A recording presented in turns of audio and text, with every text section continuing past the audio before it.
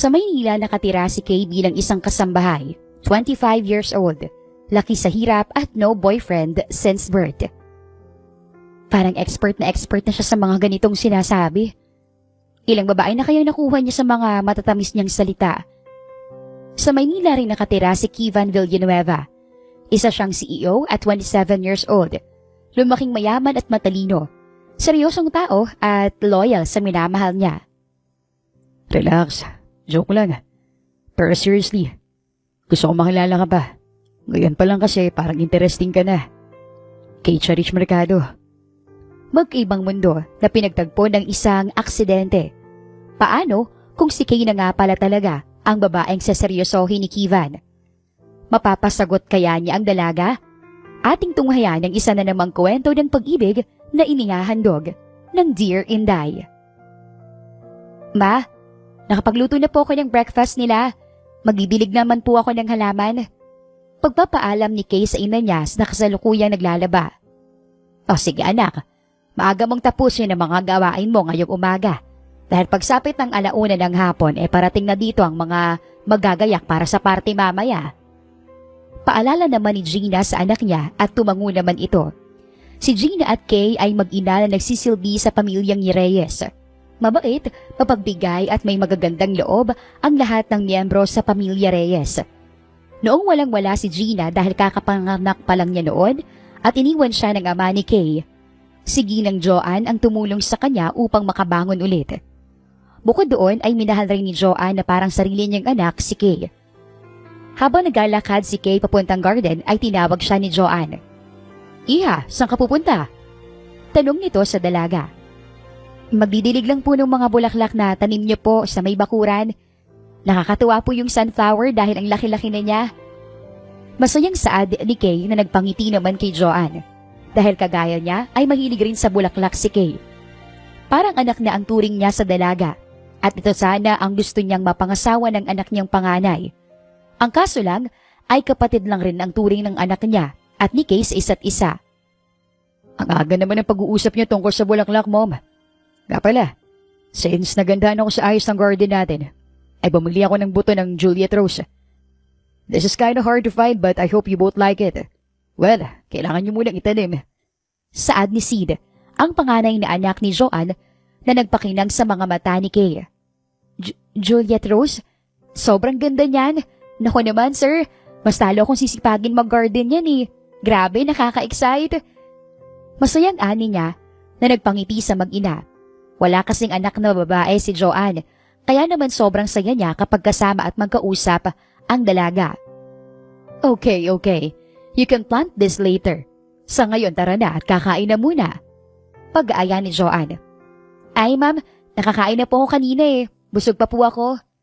Anya kaya naman napabuntong hininga na lang si Joanne bago niya inabot sa dalaga ang buto ng bulaklak.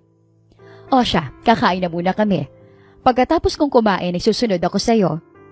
Anya at tumangu-tango naman ang dalaga bago nagpasalamat at masayang nagtungo sa garden habang hawak-hawak ang buto ng Juliet Rose. Panibagong bulaklak, panibagong baby. Hay, bulaklak na lang talagang kasiyahan ko. Anya sa sarili. No boyfriend since birth si Kay sa kadahilan ng hindi pa siya nagkakaroon ng interes sa mga lalaki. Imbes na mag-entertain siya ng mga manliligaw, ay mas gustuhin na lang niyang tumitig sa mga bulaklak ng ilang oras. Sa kabilang banda naman ay halos maubos-ubos na ang pasensya ng binatang nagngangalang Kivan habang kinukulit siya ng ina at ama. Maganda siya anak. Supermodel siya. Saka sigurado ako magugustuhan mo siya. Why don't you try meeting her? Pakiusap ng ama ni Kivan na si Rico. Kasalukuyan siya nakaupo sa may sofa at kanina pang usap sa gilid niya ang ama at ina niya. Oo nga, your father is right, anak. Marami ka ng tinanggihan na sa gusto naming ipakilala sa iyo dahil sa sinabi mo. Masyadong maputi yung isa. Masyadong ma-makeup naman yung isa. Habang yung isa naman ay masyadong matangkad. Really? Masyadong matangkad? Hanggang balikat mo lang naman siya. Buntong hiningang saad ng ina niya na si Claudine.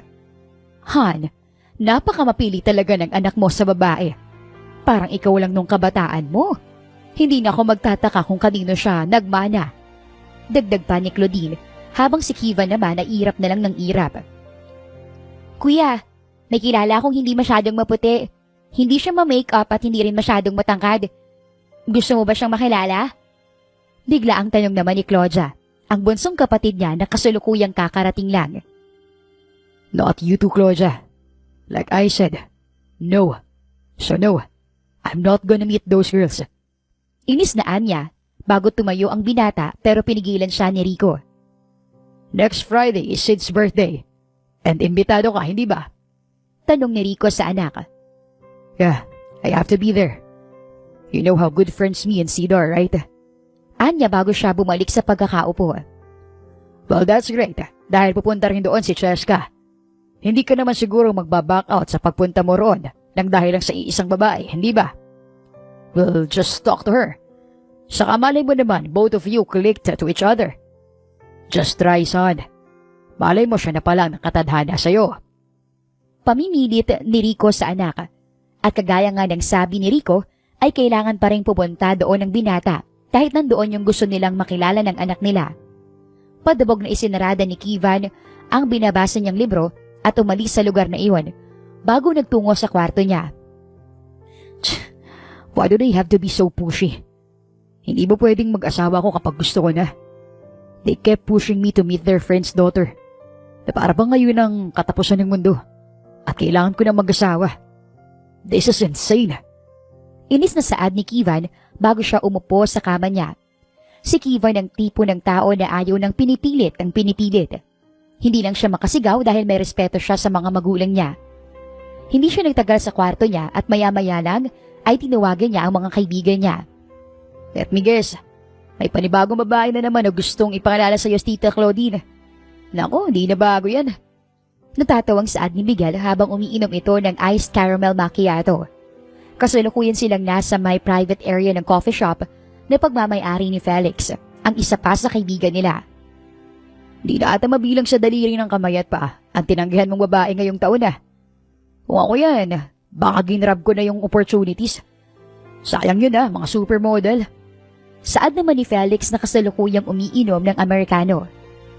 Pero hindi ko lang talaga maintindihan ay kung bakit gustong-gusto mo yung lasang damo na yan. Hindi ka pa nagsasawa dyan. We've been going this coffee shop for almost a year. Tapos yung damo na yan ang palagi mong ino-order. Hindi makapaniwalang saad ni Miguel dahilan para singkitan siya ng mata ni Kivan. Shut up, Miguel. Ano mo ginagawa sa'yo ng matcha ko? At napaka-bitter mo pagdating sa matcha. Porket ipinagpalit ka lang ni Ella sa matcha lover eh. Inis na Anya bago siya umirap at uminom sa matcha latte niya. Bro, bakit mo naman sinabi yun? Mag-relapse na naman yan eh. Pangaasar naman ni Felix bago ito tumawa. Palibhasa, babaero kang lalaki ka. Puro fing-fing lang ang nasa isip mo kaya hindi ka nag-heartbroken ng ganito. Saad naman ni Miguel dahilan para mapabuntong hininga si Kivan. I'm sorry for what I said. And huwag mo nang isipin si Cheska. I'm pretty sure na marami ka pa makikilala soon enough. Anya bago niya tinapik sa likod ang kaibigan. Nagkwentuhan pa sila ng ilang oras bago umuwi ang binata. Makalipas ang ilang araw ay dumating na ang kaarawan ni Sid. Umaga pa lang ay busy na ang lahat ng maid dahil sa preparation para sa kaarawan niya. Dumating na ang mga event organizers at nagsimula na silang mag-design doon. Kinagabihan ay nagsimula ng magdatingan ng mga bisita ng pamilya Reyes at namangha naman ng dalaga dahil sa itsura ng mga taong nagdadatingan. This way, ma'am and sir. Anya habang pinapapasok niya ang mga guests sa loob ng mansyon. Kay, doon ka raw muna sa loob para mag-serve ng mga drinks, sabi ni Ma'am Joanne. Saad ni Hazel, isa rin sa mga maid doon. Kaagad namang pumasok ang dalaga at nagtungo sa may bar area at kumuha ng mga alak at inaserve ito sa mga tao. Samantalang si Kiva naman ay kasalukuyang kakarating lang at pumesto sa may gilid para hindi siya makita ng babaeng gustong ipakilala sa kanya ng mga magulang niya. I do hope she didn't see me. Nakakainis. Bakit ba kasi kailangan kong palaging sundin ang gusto nila? Anya bago siya uminom ng alak. Tsaka ano namang mapapala ko kung magkakaroon man ako ng asawa ngayon? Magiging istorbo lang niya sa trabaho ko. Hindi na natapos ni Kivan ang sinasabi niya sa isip nang biglang may kumuha ng atensyon niya. Napatingin siya sa babaeng naglalakad sa may harapan niya na kasalukuyang may hawak-hawak ng mga alak. Parang nag-slow mo ang mundo ng binata nang makita niya kung paano ito ngumiti sa mga tao. Kumabog ng napakalakas ang puso ng binata habang sinusundan ng tingin niya ang bawat paggalaw ng dalaga. Kivan, you're here na pala. I've been texting and calling you since kanina pa. Why aren't you answering? Saad ni Cheska pero ang atensyon ng binata ay nasa babaeng yun pa rin. Are you listening? Kivan! Pagtawag niya sa binata dahilan para mabalik ito sa wisyo. Napaasik naman ng binata nang makita niya si Cheska sa may harapan niya. Naiinis siya dahil nakita na pala siya ng babaeng gustong iset up sa kanya ng mga magulang niya. You're just like what I imagined. Tall, handsome, and have a good body. I wouldn't mind marrying you in the future. Nakangising sa ni Cheska dahilan para hindi makapaniwalang napatingin sa kanya si Kivan. Who said I'm marrying you? Masyado ka naman natang nagmamadali. Set up pa nga lang itong pagkikita natin. Tapos ang iniisip mo, kasal ka agad. Are you that desperate? Hindi makapaniwalang saad ng binata bago niya tiningnan mula ulo hanggang paa. Doon niya na-realize na magkaibang-magkaiba si Cheska at yung babaeng nakakuha ng atensyon niya. Si Cheska na kaharap niya ay sobrang magarbo ang kasuotan, habang yung babae naman kanina ay simple lang. Bukod doon ay sobrang ma-makeup si Cheska, habang yung babae naman kanina ay walang ka-makeup. Hindi naman sa hater ang binata ng mga taong mahilig mag-makeup, pero mas gusto niya talaga ang babaeng simple lang. Saan ka ba tumitingin, Kivan? Nandito na ako sa harapan mo, oh. Pang-istorbo ni Cheska sa pagtitig ng binata sa dalaga dahilan para mapairap ito. Look, Cheska, I'm not interested in you. Tsaka hindi lang naman akong lalaki na pwedeng i-blind date sa'yo. If you want, maghanap ka ng ibang lalaki dito. Dahil sila, baka may pag-asa pa na maging interesado sa'yo. Kasi ako wala. Anya at akamang tatayo na siya nang hawakan ni Cheska ang braso niya. No, wala akong ibang gusto. God knows kung gaano kita kagusto. And it took a lot of time para ma-set up ako sa'yo. I-try natin. Malay mo, may chance tayo. Huwag mo namang sabihin kagad sa akin ayaw mo. Pakikiusap ni Cheska, pero sinamaan lang siya ng tingin ng binata. Bitawan mo ko. I won't repeat myself. Anya na may halong pagbabanta bago niya binawi ang braso sa dalaga. Bumalik naman ang atensyon ni Kivan sa dalaga nang makita niyang papunta ito sa may kusina. Kaagad niyang sinundan ito at sumunod naman si Cheska. Napakaraming bisita. Kailangan ko na ulit bumalik sa kusina para mag-ayos ng iba pang mga pagkain. Anya ni Kay sa kanyang sarili nang may biglang humapit sa kamay niya. Hindi kaagad siya nakaharap nang may biglang bumulong sa kanya. Bibigyan kita ng 1 million. Halikan mo lang ako ngayon. Anya dahilan para mapaharap siya sa binata. Ngunit, hindi inaasahang labi ng binata ang bumungad sa dalaga nang magkaharap sila. Nagtinginan ang mga tao sa paligid nang makita nilang nagkahalikan si Kivan at Kay. Kaagad namang itinulak ni Kay ang binata nang mapagtanto niya kung anong nangyari. Bakit niya ginawa yun? Teka, sino bang lalaking to? At bakit niya ako hinalikan? Hindi makapaniwalang tanong ni Kay sa sarili nang makatitigan silang dalawa. Mr. Sid Reyes, akin muna siya. Nakangising saad ni Kivan na bago niya binuhat si Kay ng pa-bridal style at tumakbo paalis doon. Hoy! Sino ka ba? Ibaba mo nga ako! Sigaw ni Kay habang papalabas si Kivan sa mansyon. Ano ba? Ibaba mo nga ako! Ano bang kailangan mo sa akin? Kinuha mo pa yung first kiss ko! Nakakainis ka! Sigaw ng dalaga pero hindi siya pinansin ni Kivan at patuloy pa rin ito sa paglabas. Ibinaba naman siya ng binata sa tapat ng isang maganda at mukhang mamahaling kotse. Gatina, pumasok ka sa loob. Anya dahilan para hindi makapaniwalang napatingin sa kanya ang dalaga. Wow ha, wala man lang muna bang introduction sir? Ano po bang kailangan niyo sa akin at dinala niyo ako rito? At saka, bakit mo kinuha yung first kiss ko? Nakalaan lang yun para sa mapapangasawa ko. Pagreklamo ni Kay, dahilan para mapabuntong hininga rin ang binata. I promise, I will explain it later kaya pumasok ka na sa loob. Please. Pakiusap ni Kivan nang makita nilang papalabas na ng mansyon si Cheska. Please, tinatakasan ko siya kaya pumasok ka na. Muling pakiusap ni Kivan kaya naman nagmamadaling pumasok na si Kay sa kotse. at nang simula ng magmaneho ang binata. May utang ka sa aking paliwanag kung bakit mo ako hinalikan at itinakas. Sobrang daming bisita doon ni sir. Ano bang kailangan mo sa akin? Taas kilay na tanong ng dalaga sa binata, dahilan para muling mapabuntong hininga ito. That girl is chasing me. And of course, ayaw ko sa kanya. Magkaibigan kami ni Sid kaya siguradong mga magulang ko na a-attend ako sa party niya. Kaya naman sinet up niyang ipag-meet kami ni Cheska. Sino ba yung Cheska na yan?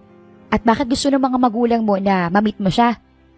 Tanong naman ng dalaga habang kalmado na siya. They want me to marry her. Pero ayoko sa kanya. Wala pa akong balak mag-asawa. They kept pushing me dahil gusto na lang magkaanak ako. Kahit anong pilit ko na ayoko pa wala akong magawa. Pagpapaliwanag ni Kivan sa sitwasyon niya. Kaya naman naisipan mo kung halikan sa harap ng napakaraming tao. Nakakahiya kaya yun? Tsaka alam mo bang napaka-sentimental kong tao? Para sa akin, napakahalaga ng first kiss ko. Tapos kinuha mo lang na parang candy. Pagreklamo naman ng dalaga habang nakapamewang siya. I'm sorry, hindi ko alam. Pero taga-90s ka ba? Grabe naman ang pagiging conservative mo. Hindi ako conservative. Sadyang pinapahalagahan ko lang yun. Kasi gusto ko na pure kong iaalay ang sarili ko sa lalaking mamahalin ko soon. Anya, kaya naman wala nang nagawa ang binata kung hindi sumuko. Look, I'm sorry. Medyo naiinis na talaga ako dun sa babae kaya ako ginawa yun. Kung gusto mo, pananagutan kita. Since ako nakakuha ng first kiss mo, why don't you marry me? Pag-ibiro ng binata, dahilan para irapan siya ng dalaga. Wag na, hindi mo naman ako nabuntis At saka wala naman ako magagawa na nakuha mo ng first kiss ko. Pero teka lang, saan ba ako dadalhin? Pag-iiba ng dalaga sa usapan. So, nabuntis kita. Papayag ka na panagutan kita? Tanong naman ni Kivan dahilan para hindi makapaniwalang napatingin sa kanya si Kay. Pinagsasabi mo, ang random mo, mister. Napatigil ang dalaga dahil hindi niya kilala ang lalaking iyon. Teka, itinakos mo ko tapos hindi pa pala kita kilala? Nakangusong niya na nagpatawa sa binata. Well, I guess magpapakilala muna ako sa'yo.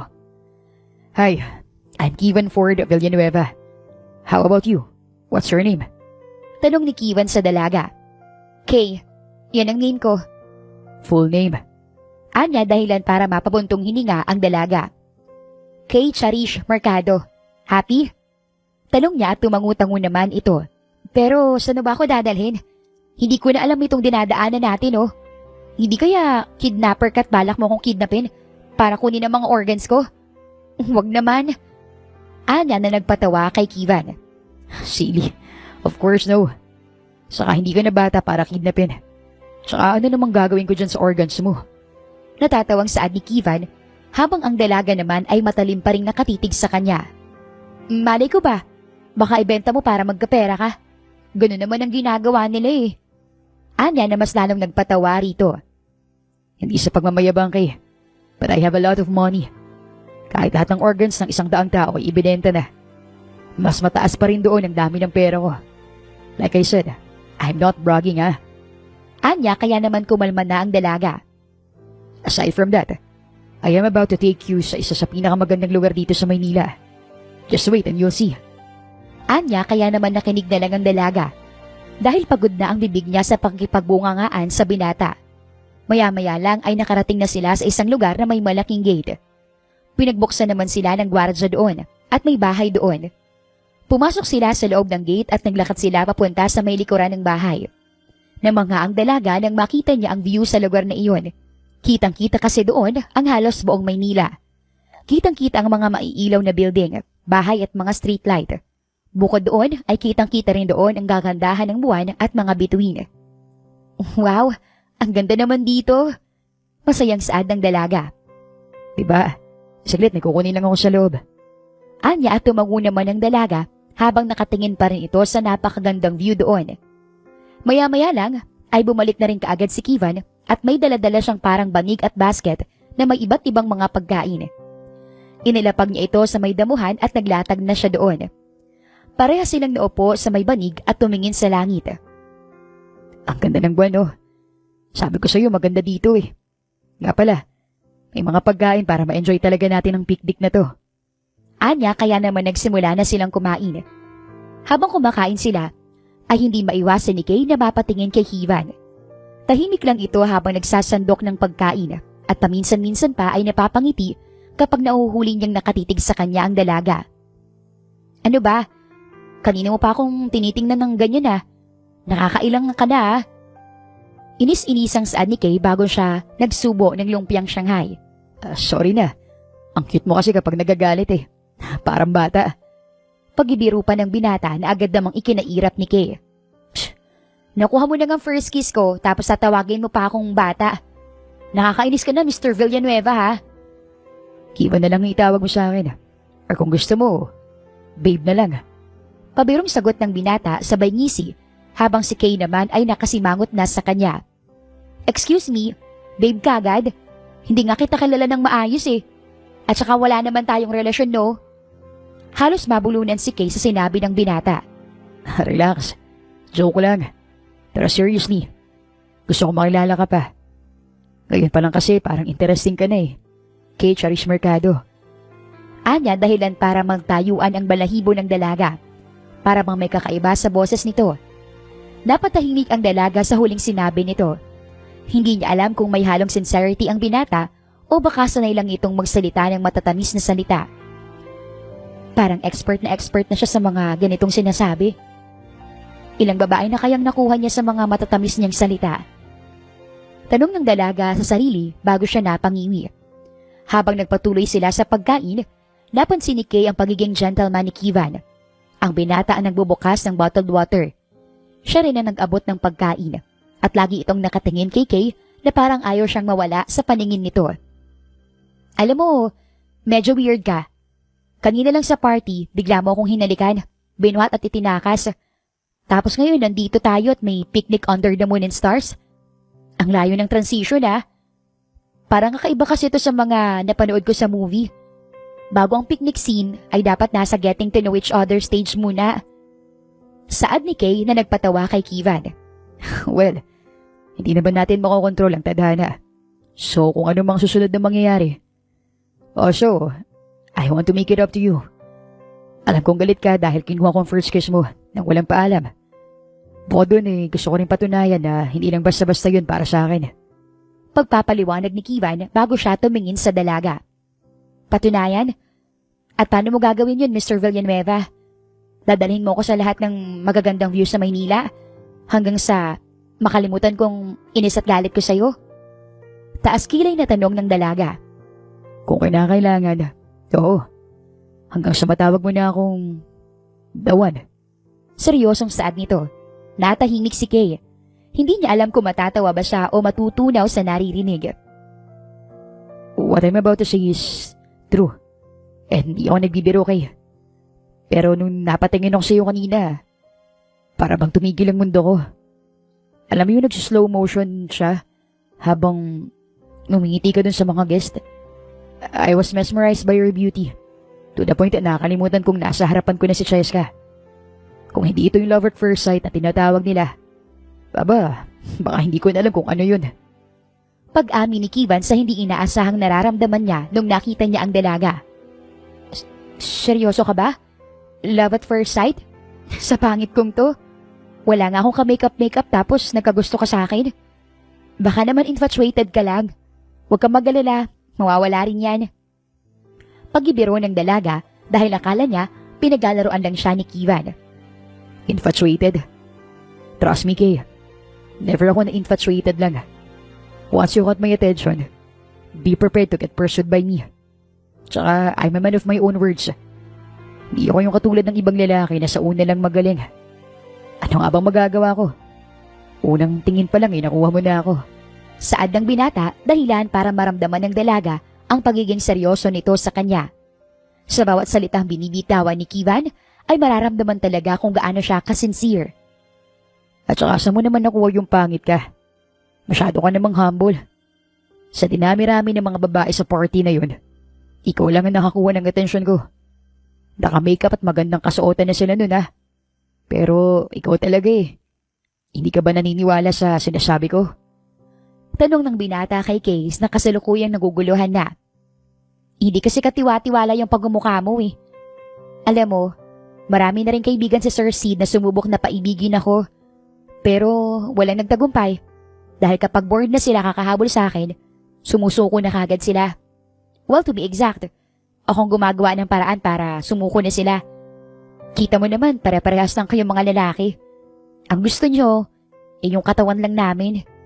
Saad naman ni Kay na mas lalong nagpabuntong hininga sa binata. Kagaya nga na sinasabi ko, hindi ako katulad nila. At saka hindi naman kita minamadali, Kay. Kakakilala lang natin ngayon. At handa ako maghintay hanggang sa maging handa ka na. Tandaan mo, kung sila napasuko mo, ako hindi. Anya, hindi na lang nakapagsalita si Kay dahil sa mga pinagsasabi ni Kivan. Seryoso po ba talagang lalaking to, Lord? Masyado po siyang too good to be true eh. Gwapo, mayaman, tapos napakabait pa. Parang ang hirap namang paniwalaan na may ganitong klase ng lalaki sa mundo. Saad ni Kay sa sarili niya, medyo nag-iisip siya at napansin naman ng binata iyon. Change of topic muna tayo.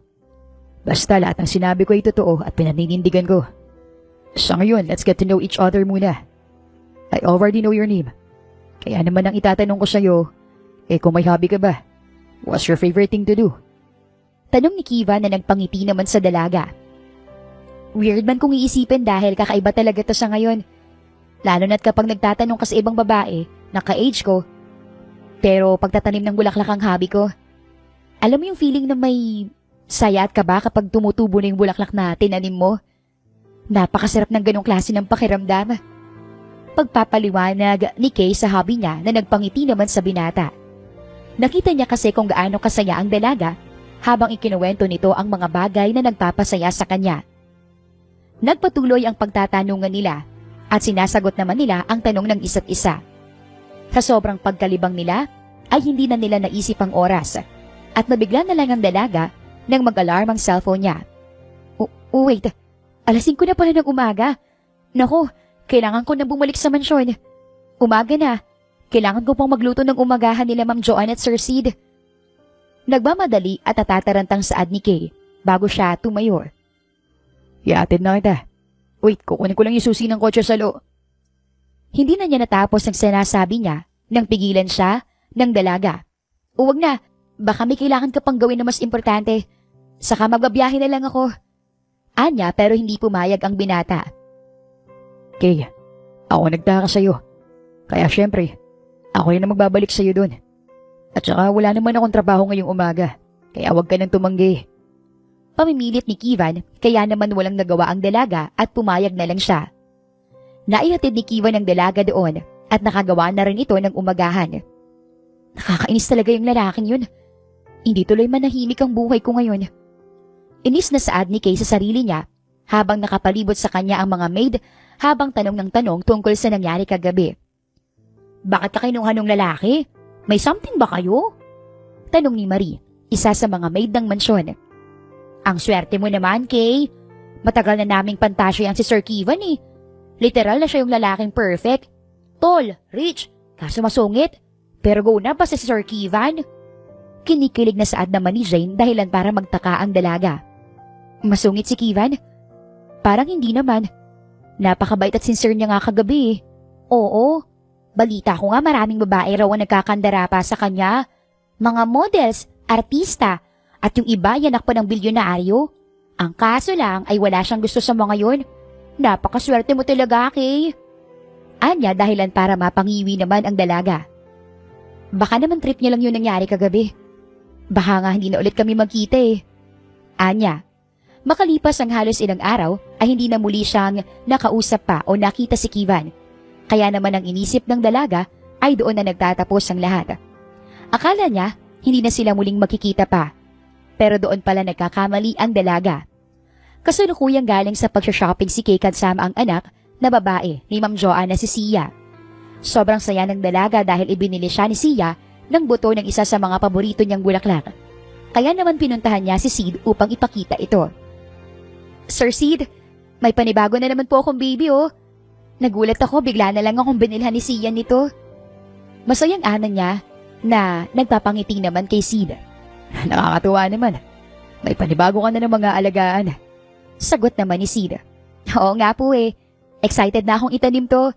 Eto na ata ang baby number 16 ko. Hindi na natapos ni Kay ang sinasabi niya nang mapatingin siya sa lalaking nasa may harapan ni Sid na nakaupo sa sofa. Para siyang tinamaan ng kidlat nang mapagtanto niya kung sino iyon. Kevin, anong ginagawa niya dito? Hindi makapaniwalang tanong ng dalaga kay Sid na kasalukuyan namang nakangiti lang. I told you, diba? Seryoso ako sa'yo. Ang bala ko ay araw-araw kitang aakyatin ng ligaw dito. Last week, ang kaso lang may biglaan akong business trip sa Malaysia. Kaya naman na busy ako. Kamusta ka naman? Tanong ni Kevin sa dalaga na kasalukuyang piniproseso pa rin ang sinasabi ni Kevin. Seryoso pala talaga siya dun? Hindi makapaniwalang saad ni Kay sa sarili niya. Seryoso ka pala talaga? At saka teka, anong balak mo na araw-araw akong akyatin ng ligaw dito? Sira ulo ka ba? Hindi namin to bahay at magiging istorbo ka dito. Sabi ni Kay bago niya tinaasan ng kilay ang binata. Well, I'm pretty sure na my family wouldn't complain. Lalo na si Mr. Villanueva ang isa sa mga pinakamalaki naming investor sa kumpanya namin. Aside from that, may usapan na kaming dalawa. Anya dahilan para hindi makapaniwalang napatingin siya kay Sid na kasalukuyang pang inosenteng umiinom ng kape. Sir Sid, suway ng dalaga. Habang si Kevin ay nakangisi nang biglang pumasok at bumukas ang pinto at doon na pumasok si Ma'am Joanne. Nandito ka pala, Mr. Villanueva. Good morning. Pagbati ni Ma'am Joanne kay Kevin. Good morning to Mrs. Reyes. I have something to discuss with you too. Saad ni Kevin. Kaya naman napaupo na rin sa sofa si Ma'am Joanne. I'm willing to invest again and again sa inyong kumpanya para mas lalo pa itong lumago. Pero may isang kondisyon. Saad ni Kevin dahilan para mapakunot ang noo ng dalaga. Payagan niyo akong ligawan si Kay. Ang sabi niya kasi baka maging istorbo lang ako kung palagi ako pupunta rito. Kaya naman ngayon pa lang nagpapaalam na ako sa inyo. Saad ni Kevin dahilan para singkitan siya ng dalaga. Ang paniligaw ay si Kay ang magdedesisyon noon. Pero walang problema sabi ng pagpunta mo rito. Sagot naman ni Ma'am Joanne na mas lalong nagpasaya sa binata. Nakangisi siyang tumingin kay Kay na kasalukuyang hindi na alam ang gagawin. Alam ng dalaga na kakailanganin talaga ni Mrs. Reyes ang mga investment. Kaya naman wala siyang nagawa at napagpasyahan niyang pumayag na lang. I mean, manliligaw lang naman siya, di ba? How bad can it be? Tanong ni Kay sa sarili niya bago niya pinayagan ang binata na ligawan siya. Pagkatapos ng kasunduan ay hindi na napigilan ni Kay ang pagpikit at pag-irap nang makitang sobrang nakangisi si Kevin na parang nanalo ng jackpot sa loto. Ay naku, ano ba to? Hindi ako makapaniwala na talagang papayag si na Ma'am Joanne at Sir Sid na ligawan ako ng taong to. Hindi ba nila alam na istorbo at abala lang ang dulot ng isang Kevin Villanueva sa buhay ko? Sigurado kung araw-araw niya na akong guguluhin sa trabaho ko eh. Buntong hiningang saad ni Kay bago siya napaiwas ng tingin. So dahil officially allowed na ako dito, expect me every day, Kay. Maghanda ka na sa flowers, chocolates, at kung ano-ano pa mga surprise at nabibigay ko sa'yo. I'll make sure na mapapangiti ka sa bawat araw ng panliligaw ko sa'yo. Nakangiting saad niya dahilan para kiligin si Ma'am Joanne at Sid. Hindi sila makapaniwala na ang babaeng si Kay lang pala ang makakabingwit sa puso ng binatang si Kevin. Alam nila kung gaano kapihikan sa babae si Kevin, lalo na't magkaibigan si Ma'am Joanne at Claudine. Excuse me po, Mr. Villanueva. Baka nakakalimutan na po na may trabaho ako dito. Hindi ako pwede maging libre sa lahat ng oras o makipag-date ng basta-basta dahil may trabaho nga ako. Sagot ng dalaga na may halong inis. That's fine. Kung nasan ka, nandun din ako. For example, kung nasa kusina ka at nagluluto, doon ako at kakain. Kung magdidilig ka ng mga halaman mo, ako mag-iigib ng tubig. Basta kasama kita. That's enough for me. Halos mabaliw si Kay sa narinig kaya napahawak siya sa sentido niya. Grabe, Lord. Ganito pala kapag nakahanap ng taong hindi marunong sumuko. Para siyang linta na hindi kayang humiwalay. Bulong ng dalaga sa sarili at hindi pa rin makapaniwala sa mga nangyayari ngayon. Lumipas ang ilang araw At totoo nga ang sinabi ni Kievan. Hindi siya nawawala sa paningin ni Kay dahil palagi itong nakadikit sa kanya. Sa umaga ay tinutulungan siyang magluto ng umagahan ng pamilya Reyes. Sa tanghali ay naglalaba sila at naguhugas ng pinggan. Sa gabi naman ay dinadala siya ng dalaga sa garden ng mansyon at doon sila nag-uusap tungkol sa buhay nilang dalawa. Teka lang Kievan, di ba CEO ka? Paano na yung trabaho mo? Halos araw-araw ka na nandito eh. Tanong ni Kay nang maalala niyang may trabaho nga pala ang binata. Yun. Huwag kang mag-alala dahil pahinga muna ako. The little sister is the one running it. As of now, she's practicing I guess dahil yung company ni mom sa kanya mapupunta. Sagot naman ng binata dahilan para hindi makapaniwalang tumingin sa kanya si Kay. Over naman sa yaman ng taong to. Ang swerte na lang talaga ng mapapangasawa niya. Nakangiting saad ni Kay sa sarili niya. Ipinagpatuloy nila ang pag-uusap habang si Ma'am Joanne at Sid naman ay pinapanood sila mula sa may bintana. Ang sweet nila no, Claudine? Tanong naman ni Joanne sa ina ng binata na kasalukuyang ka-video call nila. Kaya naman pala palaging masaya yan kapag gumigising. May iniibig na pala. Hindi naman nasunod ang gusto namin, pero nagiging masaya naman siya kaya okay lang. Saad naman ni Claudine habang pinapanood ang anak. Totoo. Ngayon ko lang ulit siyang nakita na ngumiti ng ganito. Saad naman ni Rico. Kung alam mo lang dito, grabe yan si Kievan. Hindi nga ako makapaniwala dahil kilala siya sa pagiging pihikan, di ba? Hindi na nga mabiglang sa daliri ang nareject niyang babae. Kahit pa model mula sa iba't ibang sulok ng mundo. Tapos, maid lang pala sa mansyon namin ang makakakuha ng kuliti niya. Pagkukwento ni Sid na nagpatawa naman sa mga magulang ni Kievan. Kuminsan, nagiging nakakainis para sa dalaga na dahil lahat ng maid ay tuwang-tuwa at kinikilig sa tuwing makikita silang magkasama. Kay, para kayo nasa teleserye ni Sir Kievan. Ikaw si bida at siya naman ang leading man. Nakakaingit naman. Kinikilig na ani ni Jane habang ang dalaga naman ay bit-bit ang napakabigat na flower bouquet. Hindi kasi nakapunta ang binata ngayong araw, kaya naman nagpadala na lang siya ng bulaklak, teddy bear at chocolate doon. Ako lang ba o parang napapasaya ka naman niya? Tanong naman ni Marie dahilan para sungitan siya ng dalaga. Kesa pagtripan niyo ako, tulungan niyo na lang akong bitbitin to. Pagkalaki-laki naman ng teddy bear na to, parang siksik lang to sa kwarto ko eh. Inis na saad ng dalaga, kaya naman tinulungan na siya ng mga kaibigan niya na dalhin ito sa kwarto niya. Ngunit isang gabi, habang magkasama silang nagdidilig ng mga halaman, biglang tumigil si Kievan at seryosong tumingin sa dalaga. Kay, I know this might be too soon, pero gusto ko malaman mo. Hindi ako naniligaw lang para sa laro o para lang sa thrill. Naniniwala ako na ikaw ang babaeng hinahanap ko. Hindi ako magsasawa. Hindi ako susuko. I'll prove it every day. Grabing assurance naman ang natanggap ko nito. Sana si Hailey binibigyan na rin ang assurance ni Kuya VC.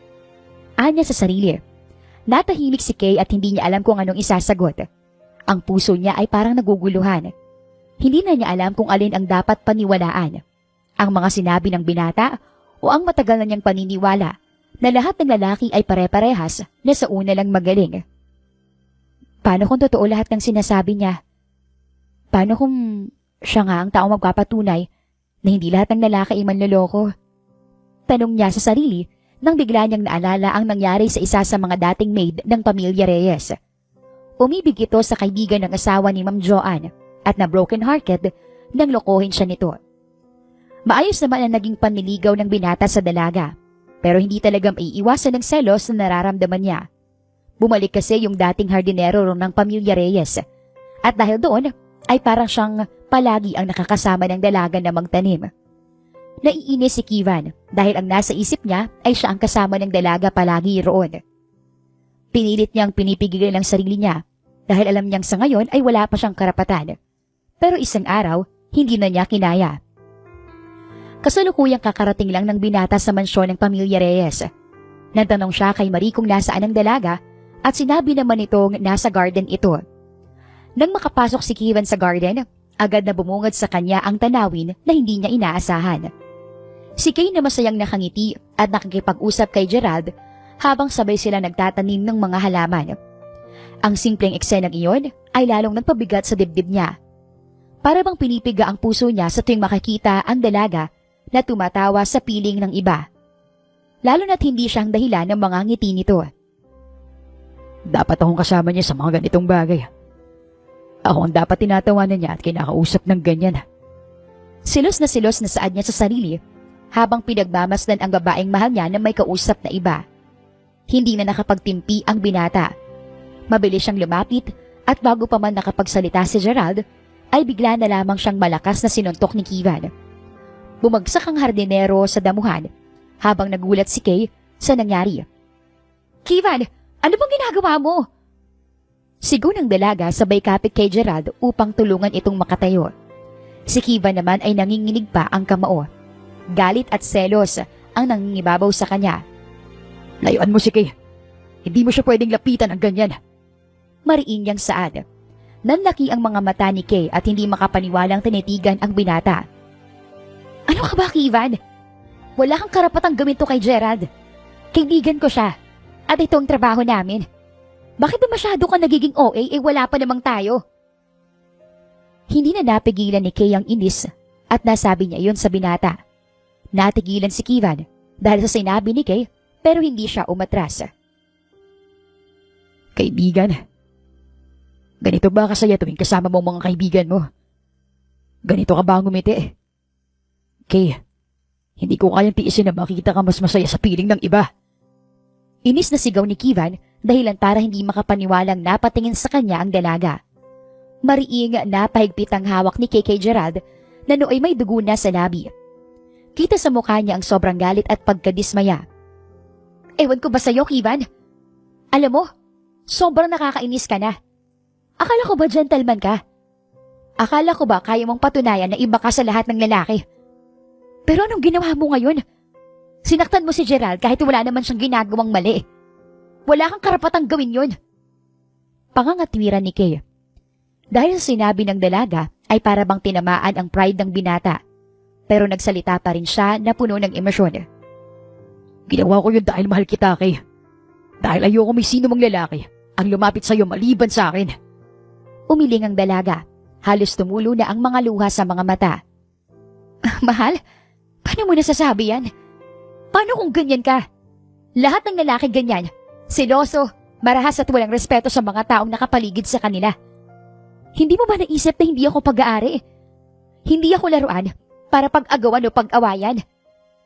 Ramdam ni Kevin ang bawat salitang binibitiwan ng dalaga na parang mga kutsilyong tumutusok sa kanyang dibdib.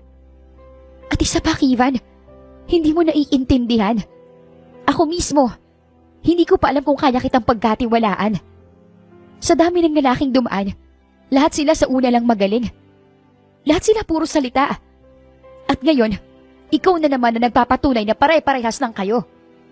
Dagdag pa ng dalaga. Hindi makatingin si Kevin sa dalaga. Nakayuko siya habang paulit-ulit na nagpa-flashback sa isip niya ang mga salitang binitiwan ni Kay. Kay, mahinang saad ni Kevin. Ngunit bago pa man siya makapagpaliwanag, ay nagsalitang muli ang dalaga. Mas matalim, mas matindi, dahilan para masaktan si Kevin. Kung totoo man lahat ng sinasabi mo, Kevin, sana pinatunayan mo sa paraang tama. Pero anong ginawa mo ngayon? Hindi pagmamahal yan eh. Possessiveness yan. At hindi ko yun kailanman tatanggapin. Walang kung sino man na makakapagsabi sa akin ng dapat kong gawin o dapat kong iwasan. Sa mga oras na yun, ay tila ba bumagsak ang mundo ni Kevin. Napatingin siya kay Kay. Umaasang may makikitang kahit kaunting awa o pangunawa. Pero galit at pagkadismaya lamang ang nakita niya. Lumapit si Gerald sa binata bago pinunasan ng dugo sa labi at tiningnan si Kevin ng diretsyo. Sir, wala akong ginagawang masama. Kung talagang mahal mo si Kay, hayaan mo siyang magdesisyon kung sinong gusto niyang makasama. Anya bago siya bumalik sa tabi ng dalaga. Natahimik ang buong hardin dahil sa pangyayaring iyon. Malalim na bumuntong hininga si Kevin. Wala siyang nagawa at sa huli, tinanggap niya ang masakit na katotohanan. Tama ka, Gerald. Tama ka, Kay. Wala akong karapatang ipilit ang sarili ko. Wala akong karapatan na magselos dahil hindi pa nga pala tayo. Oo nga pala. Hindi pa nga pala tayo. Pasensya na. Pangihingi niya ng paumanhin bago nangihinang ngumiti. Tumalikod ang binata papaalis, pero bago siya umalis ay huminto muna siya at tiningnan si Kay sa huling pagkakataon. Mahal talaga kita, Kay. Masigit pa sa inaakala mo. Pero kung ang tingin mo sa akin ay katulad lang ng ibang lalaki na manloloko at magiging pasakit lang sa'yo, siguro tama ka. Wala akong karapatang manatili pa sa tabi mo. Malungkot na saan ni Kivan. Makikita at mararamdaman sa boses ng binata ang mga sakit at pait na nararamdaman niya. Simula ngayon, hindi na kita guguluhin pa. Hindi na ako magpapakita. Hindi na ako magpupumilit. At hindi na ako magiging papansin sa'yo. I'll stay away. Kahit masakit. Dahil yun ang gusto mo. Dagdag pa ng binata bago nagsimulang tumulo ang luha sa mga mata niya. At sa huling pagkakataon, tumalikod na siya at tuluyang umalis. Naiwan si Kay sa hardin. Hawak pa rin ang mga halaman habang nakatitig sa likod ni Kivan na unti-unti nang naglalaho. Nang tuluyan nang mawala ang binata, hindi na napigilan ni Kay ang luhang dahan-dahang bumagsak sa kanyang pisngi. Bakit ang tanga ko? Bakit ang sakit na makita siyang umaalis? Samantala, si Kivan naman ay mag-isang nagmaneho pa uwi.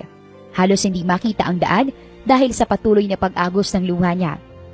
Sa bawat tintig ng puso niya, naroon ang pakiramdam ng pagkatalo.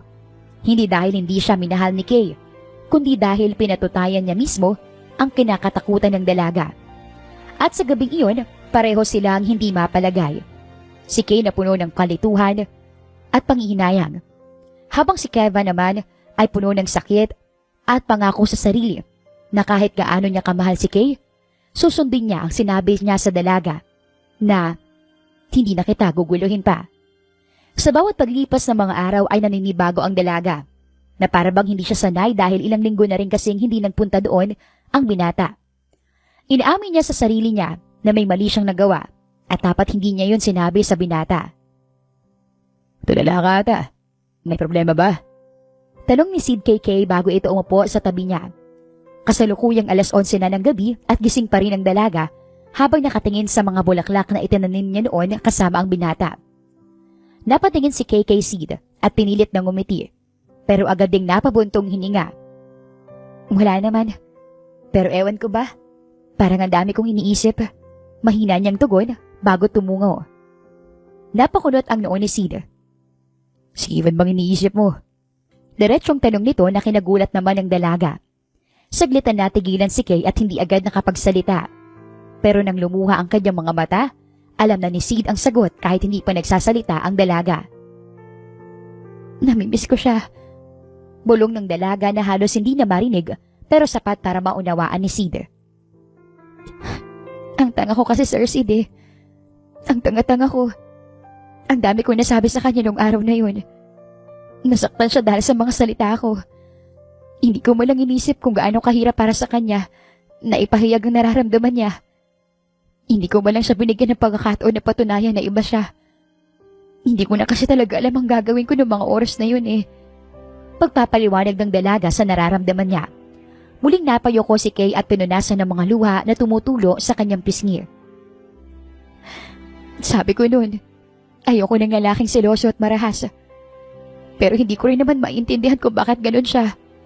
Siguro kasi sobra lang talagang pagmamahal niya sa akin. Siguro natatakot lang talaga siya na mawala ako sa kanya. Tahimik lang na nakikinig si Sid habang nakatingin sa dalaga na tila ba kinakausap ang sarili. Hindi ko alam kung bakit ganito. Noong una, akala ko kaya kong tiisin yung pagkawala niya. Sabi ko pa nga sa sarili ko, baka mas mabuti pa na hindi na rin siya nagpakita. Pero Sir Sid, bakit habang tumatagal, lalo lang ako naghahanap? Para bang nangungulila ako sa kanya. Lalo lang ako nasasanay na dapat nandito siya sa tabi ko. Dapat kasama ko siya. Kapag nagtatanim, dapat siya yung dahilan ng mga ngiti ko. Pero ngayon, wala na siya at hindi ko na alam ang gagawin ko. Malungkot na saad ni Kay habang nakatingin siya sa langit. Napahawak siya sa dibdib dahil ramdam niya ang kakaibang bigat na hindi niya maipaliwanag. Sabi niya, hindi na niya ako guguluhin. Hindi na siya magpapakita. Pero Bakit parang ang hirap tanggapin? Bakit parang mas masakit na wala siya kaysa sa inis at selos na pinapakita niya kapag kasama ko siya? Dagdag pa ni Kay. Pinisil ni Sid ang balikat ng dalaga bago nagsalita. Kay, kung namimiss mo talaga siya, bakit hindi ka nalang gumawa ng paraan para makausap siya ulit? Kung totoo ang sinasabi mo, kung totoo ang nararamdaman mo na hindi mo kaya mawala siya, huwag mong hayaan na ang pride mong pumigil sa'yo. Pagbibigay advice sa kanya ni Sid. Natahimik si Kay. Gusto niyang umuo pero nandoon ang takot. Ang takot na baka tuluyan na siyang hindi kausapin ni Kivan. Paano kung hindi niya ako kausapin? Paano kung ayaw na niya talaga akong makita? Sabi niya, lalayo na siya at baka naman seryoso talaga siya. Yan ang mga what if na hindi mawala-wala sa isip ng dalaga. Di subukan mo. Mas mabuti nang malaman mong totoo kaysa mag-isip ka dyan at mag-overthink ka gabi-gabi. Kung mahal mo siya, kahit hindi mo pa inaamin sa sarili mo, kailangan mong kumilos bago mahuling lahat. Sabi nga nila, action speaks louder than voice. Saad naman ni Sid. Napapikit si Kay at huminga ng malalim. Tama si Sid. Hindi siya magpapalagay araw-araw at sa bawat pagtitig niya sa mga bulaklak, palaging si Kivan ang naaalala niya. Lahat ng tawa, lahat ng away, lahat ng simpleng alaala nilang dalawa ay bumalik sa kanya. Sir Sid, gusto ko siyang makita. Gusto ko siyang makausap. Gusto kong sabihin sa kanya na mali ako. Na sana, bigyan pa niya ako ng pagkakataon. Kasi hindi ko pala kayang wala siya. Malungkot na saad ng dalaga na nagpangiti naman kay Sid. Mas dumami pa ang luhang dumadaloy sa mga mata ng dalaga habang mahigpit niyang hinahawakan ang palad niya na tila ba pinipilit niyang lakasan ng loob. Oo, nasaktan niya ako. Oo, mali ang ginawa niya kay Gerald. Pero hindi ko rin dapat siya hinusgahan kagad eh. Hindi ko malang nakita yung effort niya. Yung mga araw na pinatunayan niyang hindi niya ako kayang iwan. At ngayong wala na siya, saka ko lang na-realize na siya lang pala yung tao na kaya kong pagkatiwalaan. Kahit natatakot ako. Anya, napabuntong hininga si Sid. Ramdam niya ang tapat na damdamin ni Kay sa bawat salitang binibitiwan nito. Kung ganyan ang nararamdaman mo, huwag ka na magpatumpik-tumpik pa. Puntahan mo siya sa mansyon niya o kaya sa kumpanya niya. Mag-usap kayo doon o sabihin mong nararamdaman mo. Kay, minsan kailangan din nating aminin na tayong minsan na nagkamali. At okay lang yun. Kaysa naman iniisip din natin na tama tayo kahit tayo ang mali. Tumango si Kay at sa unang pagkakataon matapos ang ilang linggong paghihintay ay parang nabunutan siya ng tinik sa puso. Oo, mahirap at nakakakaba. Pero mas mahirap ang manatiling tahimik habang unti-unting nilalamon ng panghihinayang. Habang nakatingin siya sa mga bulaklak na halos malanta na, ay mahina siyang napabulong sa kanyang sarili. Kivan, sana makausap kita bukas. Ayoko matapos tayo ng ganito. Bulong niya sa sarili. Nang gabing iyon ay nakatulog si Kay ng maayos at may malakas na kalooban dahil bukas, siya na mismo ang gagawa ng paraan para makaharap si Kivan. Kahit anong mangyari, kahit na magalit pa ito. Kinaumagahan lang ay kaagad na pinuntahan ni Kay si Kivan sa mansyon niya. Hinatid siya ni Sid doon dahil alam ng dalaga kung taga saan ang binata. Pumasok ka na lang sa loob at sabihin mo doon sa guard na pinapunta kita dyan. Saad ni Sid at tumango naman ang dalaga. Ginawa niya ang sinabi ni Sid at pinapasok naman siya doon. Naglakad pa siya ng pagkahaba-haba na daan bago siya nakarating sa pinaka-main door. Nasa likod ng pintong to si Kivan. Sobrang kinakabahan ako pero kailangan ko nang gawin to. Para sa peace of mind ko at para na rin sa peace of my heart. Pagpapalakas niya ng loob bago siya pinagbuksan ng pinto. Hello po ma'am, hanap niyo po ba si Mr. Kivan? Kasalukuyan po siya nasa may sala doon sa may kanan. Saad ng maid na sumalubong sa kanya. Nagpasalamat naman ang dalaga at sinunod niya ang sinabi ng maid. Nagtungo na siya sa may sala at bago pa man siya makarating doon, ay may pangyayari siyang hindi inaasahang makita. Napako sa kinatatayuan ng dalaga at para bang pinagsakluban siya ng langit at lupa nang dahil sa nasaksihan niya. Nakahiga sa may sofa si Kivan at may nakapatong sa kanyang babae. At sa pwesto nila ay para bang naghahalikan sila. Parang bumagsak ang lahat ng pag-asa niya. Ang mga pangakong binalak niyang sabihin ay biglang naglaho na parang bula. Ganito ba ako kabilis kalimutan? Ganito ba siya kabilis na palitan ako? Ako na ilang gabi niyang iniiyakan noon. Ako na halos pa ulit-ulit niyang sinasabihang mahal niya. Ito na ba ang kapalit ng masakit na nagawa ko sa kanya? Bulong niya sa sarili habang nanginginig ang kamay at unti-unting namumuo ang mga luha sa kanyang mga mata. Ramdam niya ang bigat ng dibdib niya na parang hininga at parang pinipiga. Habang dahan-dahan siyang umatras papalayo, hindi niya kayang manatili pa sa lugar na yun. Tahimik sana siya nga alis, ngunit dahil sa pagmamadali at nangihinang tuhod niya, ay nadapa siya sa gilid at natamaan ang isang flower vase sa may mesa. Bumagsak ang vase sa sahig at nabasag. Nagulat ang babae sa ibabaw ni Kivan at agad itong umalis sa pwesto niya. Habang mabilis namang napabangon si Kivan mula sa pagkakahiga. Nilingon niya ang direksyon ng tunog at laking gulat niya nang makita si Kay. Kay! Malakas at nagulat niyang tawag bakas ang pagkataranta sa muka. Ngunit huli na, mabilis at tumalikod ang dalaga. Hindi man lang nag-abalang makinig pa sa anumang paliwanag. Ang mga luha ay tuluyan ng bumuhos habang tumatakbo siya palayo. Tama siya. Tama ako. Pare-parehas lang talaga sila. Wala talagang nagbabago. Daing niya habang pinipilit makalayo sa lugar na iyon. Mabilis namang sumunod si Kivan. Pero bago pa man siya makalapit, ay nakalabas na ng pinto si Kay. Ang huling narinig niya ay ang tunog ng malakas na pagbagsak ng malaking pintuan na isinira ng dalaga. Kay, sandali lang.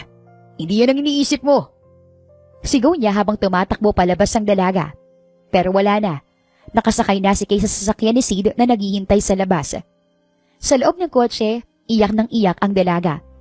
Hawak ang dibdib niya na tila ba mabibiyak sa sobrang sakit. Hindi siya makapaniwala sa nakita niya. Na para bang ganun lang kabilis para kay Kivan, nakalimutan siya. Bakit ganun? Sa dinami-rami nung pwede kong makita. Yun pa talaga. Lumuluhang saad ni Kay habang si Sid naman ay nagmamaneho lang. Gusto niyang magtanong pero mas pinili na lang niyang matahimik. Samantala, naiwan si Kivan sa tapat ng mansyon. Habol ang hininga at puno ng desperasyon. Ramdam niya ang lalong paglayo sa pagitan nilang dalawa. At alam niyang sa pagkakataong ito, baka hindi na siya mapatawad ng dalaga. Pero ang tanong, paano nga ba niya ito lilinawin?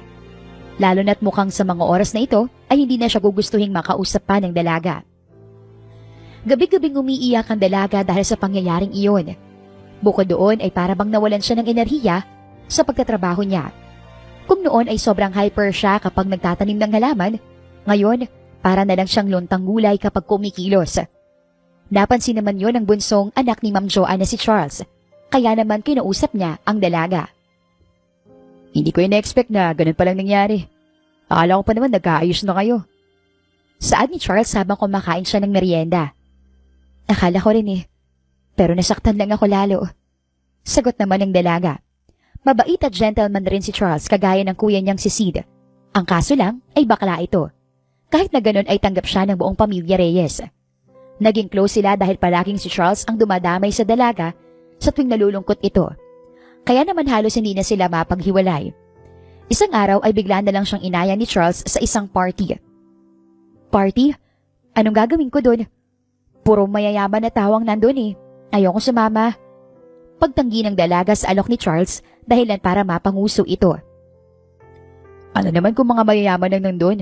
Mayaman din naman ako At saka kailan ka pa naging rich hater? Tanong naman ni Charles kay Kay. Hindi naman sa galit ako sa mga mayayaman. Pero ayoko talaga, Charles. Hanap ka na lang ng iba mong isasama.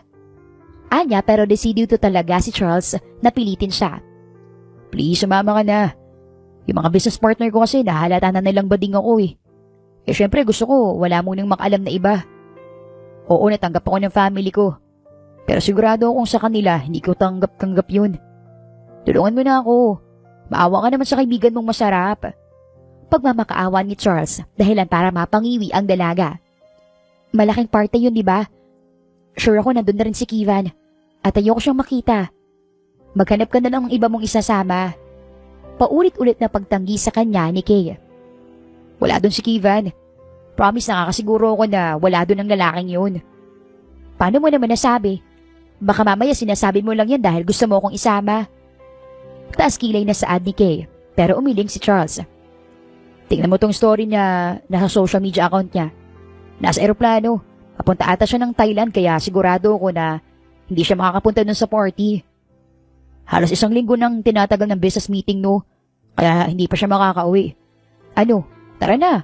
Sasama ka na. Excited na tanong ni Charles. Halos lahat ng sinasabi niya ay kinokontra ni Charles. Kaya naman wala nang nagawa si Kay kung hindi ang pumayag. Seryoso ba talaga to? Itong susuotin ko? Kailangan ba talaga ganito? Hindi ba pwedeng pantalon at blouse na lang?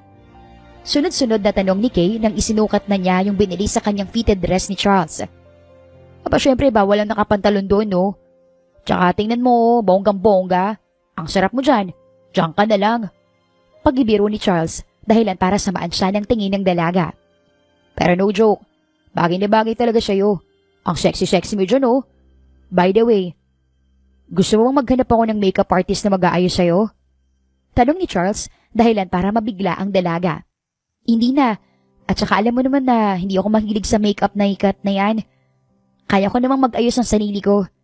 Dito pa lang sa dress sobrang gara na eh. Pagtanggi ni Kay kaya naman hinayaan na lang siya ni Charles. Nang dumating ang gabi ay nagtungo na sila sa venue kung saan magaganap ang party. Charles U. Reyes. Pagpapakilala ni Charles doon sa guard at pinapasok na sila sa loob. Magaan ang pakiramdam ng dalaga kahit na medyo kinakabahan siya. Ngunit, nang pagpasok nila ay kaagad na hindi inaasahang nagtama ang mga mata nila ng isang tao na kinaayawan niyang makita sa ngayon. Kivan? Anong ginagawa niya rito? Akala ko ba nasa Thailand siya? Gulat na tanong ni Kay sa sarili niya bago siya tumingin kay Charles na nililibang ang sarili dahil siguradong mayayari siya sa dalaga. Pumunta sila sa may table na naka-assign sa kanila at hindi inaasahang kalapit pa ito ng table kung nasaan si Kivan. Akala ko ba wala ditong lalaking yan? You owe me a 5-sentence explanation. Bulong ni Kay kay Charles bago peking ngumiti. Ganito kasi yan eh. Yung idea niya pala pauwi na siya ng Pilipinas. Akala ko rin papunta pa lang ng Thailand eh. Sorry na, mali ko yun. Paghingi ng sorry ni Charles bago ito ngumuso at pinisil naman ni Kay ang ilong niya. Walang kaalamang-lamang dalawa na matalim na palang nakatingin sa kanila si Kivan habang umiinom ito ng alak. Para mas maging maayos ang mood ni Kay, ay nakipag-usap na lang siya nang nakipag-usap kay Charles at di kalaunan ay nakalimutan niyang nandoon si Kivan.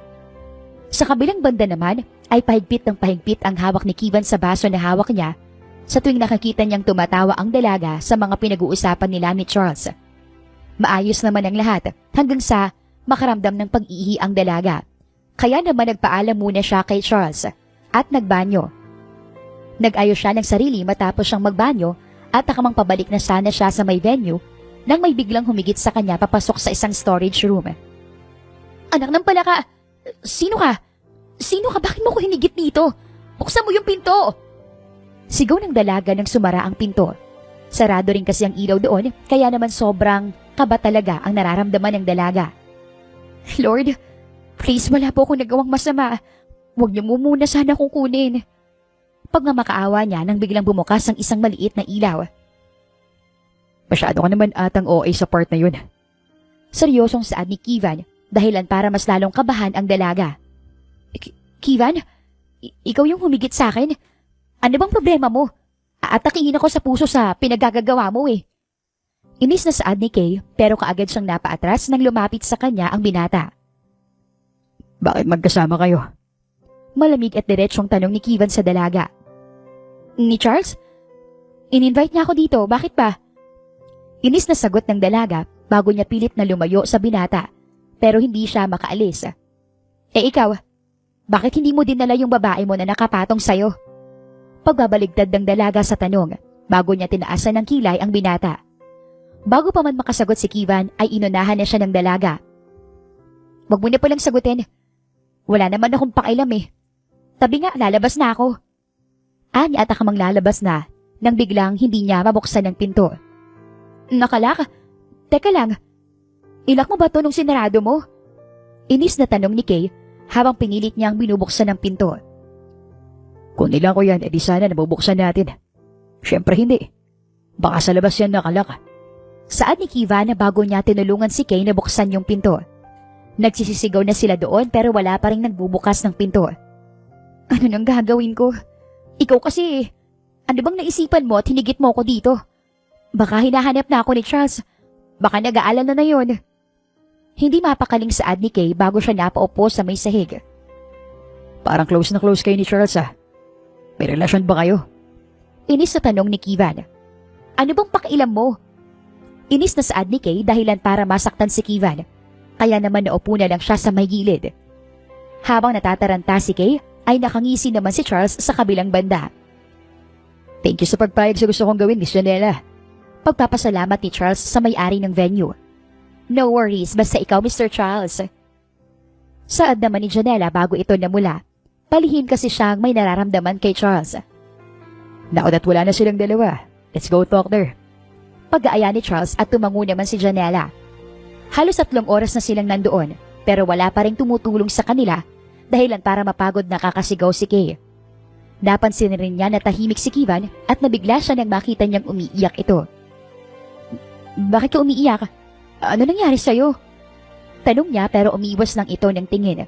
Doon pa lang ay nagets na ng dalaga kung bakit nagkakagano ng binata. Kaya naman umupo siya sa tabi nito. Sorry kung sumigaw ako ng malakas. Nai-stress lang ako dahil nakulong tayo dito. Kaya lang naman ako nagtatanong. Dahil Biglang napatigil ang binata sa pagsasalita nang maalala niya ang naging dahilan kung bakit sila nag-away noon. Alam ko, wala akong karapatan pero hindi ko talaga mapigilan kayo Kasi gusto kita. Hindi nga lang ata gusto Mahal na ata kita. Seryosong saad ni Kivan bago siya yumuko habang patuloy pa rin sa pag-iyak. Hanggang ngayon, ako pa rin ang gusto mo. Akala ko ba may bago ka na? Yung babaeng nakapatong sa'yo? Tanong ni Kay. Mali ka dyan. Dahil hindi ko siya nagustuhan kahit 1 segundo. Kaya lang siya nakapatong sa akin nun. Ay dahil pumatong siya nang hindi ko alam. Tulog ako nun sa sofa dahil sa pagod sa trabaho. Tapos nagising ako nung may nahulog sa vase. Kahit ako nabigla dahil nakapatong na siya sa akin. Pero maniwala ka Kay. Wala akong ibang minahal. Hinalikan at niyakap na babae simula nang tumigil ako sa panliligaw sa'yo. Ikaw lang talaga. Ikaw lang talagang gusto ko. Ikaw lang ang hinahanap ng puso ko. Pagpapaliwanag ni Kivan sa pangyayari na naging dahilan para magkaroon lalo sila ng misunderstanding. Ibig sabihin, misunderstanding lang yun at ako pa rin ang mahal mo? Tanong ni Kay sa binata at tumango naman ito. Hindi alam ng dalaga pero napanatag ang loob niya nang malamang siya pa rin ang minamahal ni Kivan. Ako ba Kay? Ako pa rin ba? Pero bago yan, naging ako ba ang minamahal mo? O baka naman si Charles nang minamahal mo? Tanong naman ni Kivan sa dalaga dahilan para mapabuntong hininga si Kay. Hindi ko gusto si Charles. Magkaibigan lang kami. At ang sagot sa tanong mo, kung naging ikaw ba? Oo, Kivan. Nagkamali ako sa pagtataboy ko sa'yo. At huli na nang mapagtanto kong nararamdaman ko. Hindi ko ginustong masaktan ka noon dahil mahal din kita. At oo, ikaw pa rin. Halos ilang buwan na. Pero wala Ikaw lang talagang mahal ko. Pag-amin naman ng dalaga na nagpangiti sa binata bago ito tuluyang napahagulgol. Sorry Kay. Kung naging marahas ako noon. Bigyan mo pa ako ng isang pagkakataon. Ipinapangako ko sa'yo. Hindi ko na uulitin ang mga pagkakamaling nagawa ko noon. Paulit-ulit na paghingi ng tawad ni Kivan. Mahigpit na niyakap ang isa't isa at nung gabing iyon ay nagkapatawaran sila. Mag-uumaga na pero patuloy pa rin sa pag-uusap si Charles at Janela sa may garden. Napasarap ang pag-uusap nila to the point na hindi na nila namalayan ang oras. Mag-alas 6 pala ng umaga. Kailangan na nating pakawalan yung dalawa. Saan ni Charles bago sila nagmamadaling pumasok at binuksan na nila yung storage room. Doon bumungad sa kanilang dalawa na magkayakap na natutulog si Kivan at Kay. Mukhang bati na sila. Sana all naman. Natatawang saad ni Charles na nagpagising sa kanilang dalawa. Nang mapansin nilang bukas na ang pinto, ay napatayo sila kaagad. Ikaw ang may kagagawa nito, no? Taas kilay na tanong ni Kay kay Charles. Si Charles naman ay painosenteng tumingin kay Janela. Hindi no. Kagabi pa namin kayo nahanap. Diba Janela? Pag-iiba niya ng usapan. Kami ang nagkulong sa inyo dyan. Nakiusap sa akin si Mr. Charles na ilak kayo dyan para daw magkaayos na kayo. Pagdalaglag ni Janela kay Charles dahilan para samaan siya ng tingin ni Kay. Ginawa ko lang yun dahil gusto ko maging masaya ka na. Kasi at alam ko at ramdam ko, sa tingin ninyong dalawa na mahal niyo pa rin ang isa't isa. Pagpapaliwanag ni Charles. Maraming salamat, Charles. Dahil sa iyo, napag-usapan namin yung misunderstanding namin. Pagpapasalamat naman ni Kivan bago sila tumayo. Ibig sabihin ba nito, tuloy na ulit ang pangliligaw mo kay Kay? Anya na may halong pang-aasar dahilan para mamulan naman si Kay. Mapapasanaal na lang po talaga kami. Anyways, congratulations po. Sana ako rin, mahalin na niya pabalik. Saad ni Janela bago siya pasimpleng tumingin kay Charles at nagets naman iyon ni Kay. Don't worry, miss. Nandito ako para tulungan ka. Nakangising saad ni Kay habang si Kivan at Charles naman ay nagtataka kung ano ba ang sinasabi ng dalaga. Simula ng araw na yon ay muling nagpatuloy sa panliligaw si Kivan sa dalaga. Bumalik na ulit ang sigla at saya na nararamdaman nila gayong ayos na ang misunderstanding nila. Flowers, para sa napakagandang binibini. At gaya ng hiling mo, imbis sa chocolates at buto na lang ng bulaklak ang dinala ko. Masayang saad ni Kivan na nagpangiti naman sa dalaga. Maraming salamat. Pagpapasalamat naman ni Kay bago niya tuwang-tuwang hinawakan ng bulaklak. Nga pala, may family dinner bukas sa amin. Gusto nila mom and dad na dalhin kita dun. Anya dahilan para mabigla ang dalaga. Ako? Ipapakilala mo sa mga magulang mo? Wag. Pagtanggi ng dalaga dahilan para magtaka si Kivan. Bakit naman? May problema ba? Nag-aalalang tanong ni Kivan sa dalaga. Sigurado ko ba talaga na gusto mo kong ipakilala? Natatakot lang ako na baka hindi nila ako magustuhan. Lalo na't magkaibang antas ng ating buhay. Nag-aalalang saad ni Kay sa binata. Kay, don't worry. Doon pa man tanggap ka na ng pamilya ko. Lagi ka nga nilang tinatanong sa akin kung kailan kita dadalhin sa bahay para makilala ka nila ng personal. Huwag kang mag-alala. Hindi ka nila huhusgahan. Paninigurado ni Kivan sa dalaga sabay haplos sa pisngi ni Kay. Ha? Paano nila ako matatanggap eh? Hindi naman nila ako kilala. Baka binubola mo lang ako para hindi ako kabahan. Naguguluhang saad ng dalaga pero ngumiti lang si Kivan. Hindi ako nagbibiro. Lagi ko nakakwento sa kanila kung gaano kita kamahal. Kung gaano kita pinupursige. Kahit na ilang beses mo na akong tinaboy. Kaya nga excited na silang makita ka eh. Sa totoo lang, Kay, ang apelyido ko man ay Villanueva at galing ako sa pamilyang Marangya. Pero hindi naman pera o pangalan ang pinahalagahan ng pamilya ko. Ang importante sa kanila ay kung mahal ko ang taong pinipili ko. At ikaw yun, Kay. Mariing sagot ni Kivan, puno ng paninindigan at pagmamahal para sa dalaga. Hindi napigilan ni Kay ang mapaluha dahil sa mga sinabi nito. Kivan, hindi ko alam na ganito ka kaseryoso sa akin. Natatakot lang talaga ako na baka hindi ko kayanin kung sakaling hindi nila ako magustuhan. Hinawakan ni Kivan ang kamay niya at mas pinisil iyon. Kay, hindi mo kailangan baguhin ang sarili mo para sa kanila. Basta ipakita mo lang kung sino ka. Yung babaeng minamahal ko at sigurado ako mamahalin ka rin nila. Paniwala ka. Tanggap ka na nila noon pa man. Pagbibigay assurance ni Kevin sa dalaga. Kinabukasan, nakahanda na ang lahat para sa family dinner sa mansyon ng mga Villanueva. Pagdating nila, sinalubong agad sila ng ina ni Kivan na si Claudine na agad ngumiti nang makita si Kay. So, ikaw pala si Kay. Sa wakas nakita rin kita. Alam mo ba, matagal ka na kinukwento ni Kivan sa amin. Masayang saad dito sa bayakap sa dalaga. Nagulat si Kay at hindi mapigilang mapaluha. Magandang gabi po. Hindi ko po akalain na tatanggapin niyo po agad ako ng ganito. Bakit naman hindi, iha? Ang mahalaga, nakakita naming masaya ang anak namin. At kung ikaw ang dahilan nun, masaya kami para sa inyong dalawa. Tsaka alam mo ba, hanga kami sa'yo na buong pamilya niya dahil may nagpakapagpatino pa sa workaholic na lalaking iyan.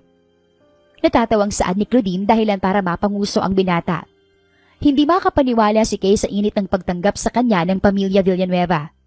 Kahit ang kapatid ni Kivan na si Claudia ay masiglang nakakipagkwentuhan sa kanya. at ramdam niya na parabang matagal na silang parte ng pamilya. Habang nakatingin si Kay kay Kevin, hindi niya mapigilan ng mapangiti.